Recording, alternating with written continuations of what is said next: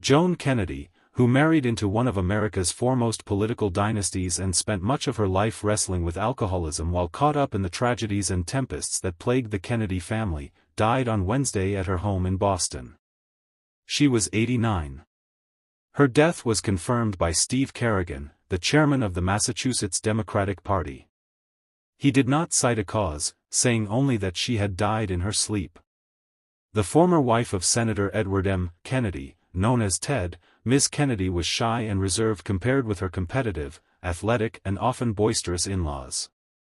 Ill-prepared for life in the reflected glare of Kennedy Klieg lights, and haunted by her own family history of alcoholism, she found herself caught up in high-stakes politics, a faithless marriage and an on-again, off-again struggle with her own drinking.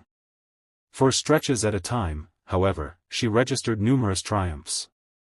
An accomplished pianist, she gave a recital with the Philadelphia Orchestra in 1970 that won standing ovations and stellar reviews. Under the baton of Arthur Fiedler, she narrated stories, like Prokofiev's Peter and the Wolf, accompanied by the Boston Pops.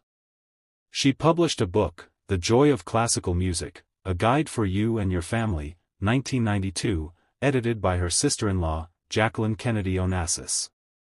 And she devoted her later years to raising money for nonprofit organizations and charities in Boston. But she was never interested in politics, the Kennedy family business. Her introduction to it came when her husband campaigned for and won a special election to the Senate in 1962, when he was just 30 and she was 27. By then, his brother John was president and his brother Robert was attorney general. Within a few years, though, with the assassinations of John and Robert, pressure built on Senator Kennedy to take up their mantle despite his family's concern for his safety. He became less discreet about his infidelities and excessive drinking, and Joan, too, turned increasingly to alcohol.